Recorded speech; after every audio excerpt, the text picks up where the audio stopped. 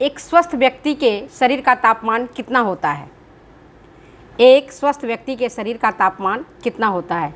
98.6 degree Fahrenheit, 98.8 degree Fahrenheit, 99 degree Fahrenheit या 97.4 degree Fahrenheit?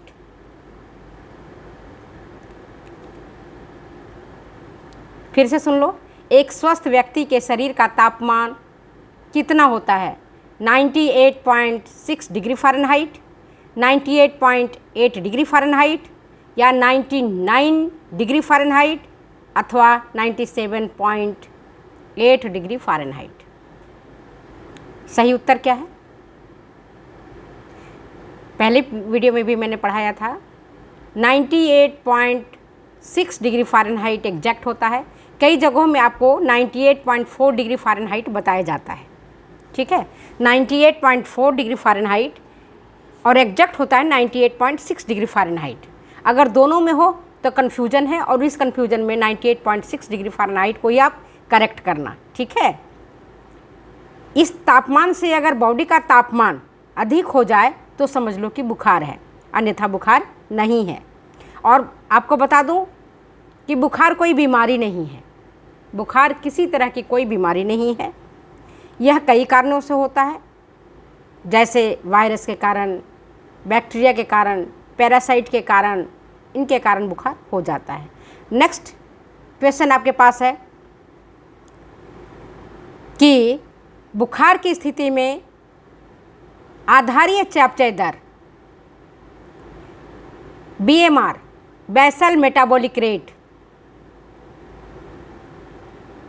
बुखार की स्थिति में आधारीय चयापचय दर में पहला ऑप्शन वृद्धि होती है, दूसरा कमी हो जाती है, तीसरा कोई परिवर्तन नहीं होता है और चौथा आंसर है इनमें से जो ऑप्शन है इनमें से कोई भी सही नहीं ऑप्शन है।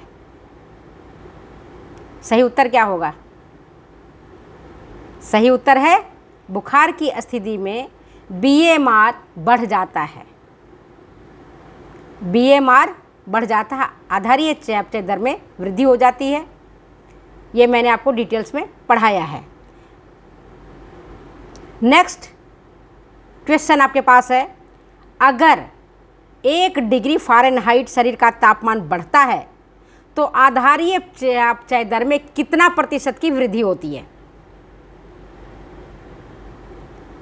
क्वेश्चन छोड़ दिया आपके लिए क्योंकि मैंने बताया है। अगर 1 डिग्री फ़ारेनहाइट का शरीर का तापमान बढ़ता है तो BMR में कितना प्रतिशत तक की वृद्धि होती है? BMR में कितने प्रतिशत तक की वृद्धि होती है? सही उत्तर क्या है? आपके लिए क्वेश्चन छोड़ा है, देखते कितने बच्चे सही उत्तर देते हैं। नेक्स्ट क्वेश्चन, तीव्रता के आधार पर बुखार को कितने वर्गों में बांटा गया है? तीव्रता के आधार पर बुखार को कितने वर्गों में बांटा गया है? पहला ऑप्शन 2 वर्ग, दूसरा 3 वर्ग, तीसरा ऑप्शन है 4 वर्ग और चौथा है 5 वर्गों में बांटा गया है। तीव्रता के आधार पर बुखार को कितने वर्गों में वर्गीकृत किया गया है? सही उत्तर क्या है बताओ? तीव्रता के आधार पर बुखार को 2 वर्गों में बांटा गया है, एक तीव्र ज्वर और दूसरा होता है दीर्घकालिक ज्वर। तीव्र ज्वर जिनका अवधि कम होता है, बुखार तेज होता है, 104 डिग्री 105 डिग्री फ़ारेनहाइट बुखार हो जाता है, और दीर्घकालिक में क्या है 100 डिग्री बुखार रहता है, 99 डिग्री बुखार रहता है, 100 से थोड़ा सा ज़्यादा बुखार रहता है, लंबे समय तक चलते रहता है, जैसे TB के केस में, राज एक्समा के केस में। नेक्स्ट है TB है, किस तरह का बुखार है TB? तीव्र ज्वर है, अल्पकालिक ज्वर है, दीर्घकालिक ज्वर है या इनमें से कोई नहीं? TB में बुखार जो होता है वह कैसा होता है? तीव्र ज्वर होता है उसमें, अल्पकालिक होता है या दीर्घकालिक होता है या इनमें से कोई नहीं? दोस्तों टीबी की स्थिति में बुखार दीर्घकालिक होता है जो कई महीनों से लेकर के कई वर्षों तक चलते रहता है। जैसे आज की स्थिति में कैंसर भयावह है, कैंसर लाइलाज बीमारी अभी चल रहा है, उसी तरह से जब तक टीबी का पूरा उपचार नहीं हुआ था तब टीबी भी इसी तरह की बीमारी थी, संक्रामक बीमारी है, एक व्यक्ति से दूसरे व्यक्ति में फैलता है और इसमें जो बुखार होता है वो होता है दीर्घकालिक। बॉडी का टेम्परेचर 100 डिग्री फ़ारेनहाइट बना ही रहता है, कई वर्षों तक चलता है और तब तक चलता है जब तक व्यक्ति की जान नहीं निकल जाती है। खैर अब तो एंटीबायोटिक्स के होने से, अच्छे इलाज होने से टीबी एक तरह से समझो कि ख़त्म ही हो गया है, अब ज़्यादा इसकी बीमारी नहीं है। नेक्स्ट है निमोनिया रोग में बुखार किस तरह का होता है। निमोनिया रोग में बुखार किस तरह का होता है? तीव्र ज्वर, दीर्घकालिक ज्वर या उपरोक्त दोनों ही या इनमें से कोई नहीं। निमोनिया रोग में बुखार होता है, किस तरह का बुखार है? तीव्र ज्वर, दूसरा दीर्घकालिक ज्वर, तीसरा है उपरोक्त दोनों ही, चौथा है इनमें से कोई भी ऑप्शन सही नहीं है। सही उत्तर क्या है?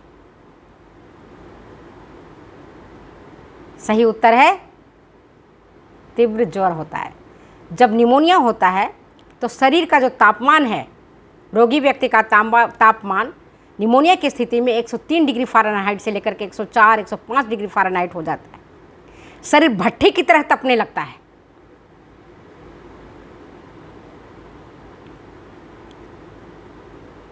निमोनिया तो आप देखे होंगे, किसी बच्चे को होता है निमोनिया तो कैसा भयंकर होता है, या बड़े को निमोनिया हो जाता है तो क्या स्थिति उत्पन्न होती है। तो चिकन पॉक्स की स्थिति में, चेचक की स्थिति में, आंत्रजोड़ टाइफाइड की स्थिति में, सर्दी जुकाम की स्थिति में, मलेरिया की स्थिति में और डेंगू की स्थिति में बुखार तीव्र होता है। और टीबी की स्थिति में, जो जैसा मैंने आपको बताया कि जो टीबी ट्यूबरकुलोसिस है जिसको हम राज एक्समा कहते हैं, इसमें बुखार बहुत लंबे समय तक चलता है, कई माने महीनों चलते रहता है बुखार टीबी की स्थिति में। नेक्स्ट क्वेश्चन है आपके पास, बुखार की दशा में शरीर की ऊर्जा मांग, बुखार की दशा में शरीर की ऊर्जा मांग बढ़ जाती है, घट जाती है, कोई अंतर नहीं होता है, या बुखार का ऊर्जा मांग से कोई संबंध नहीं है।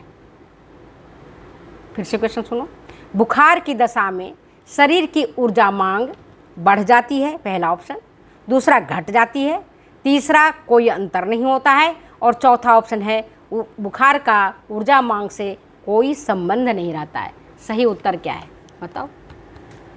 सही उत्तर क्या है? सही उत्तर है बुखार की दशा में शरीर की ऊर्जा मांग बढ़ जाती है। नेक्स्ट क्वेश्चन आपके पास है, बुखार की स्थिति में शरीर के वशीय ऊतकों का, बुखार की स्थिति में शरीर के वशीय ऊतकों का क्षय हो जाता है, पहला ऑप्शन, दूसरा वृद्धि हो जाता है, तीसरा कोई अंतर नहीं होता है और चौथा है बुखार और वशीय ऊतकों का आपस में कोई संबंध नहीं है। सही उत्तर क्या है? बुखार की स्थिति में शरीर के वशीय ऊतकों का नाश हो जाता है। वशीय ऊतक देखते हैं, गाल पिचक जाता है, हाथ में जो एडिपोस टिश्यू रहता है जमा हुआ रहता है, ये सब गलने लग जाता है।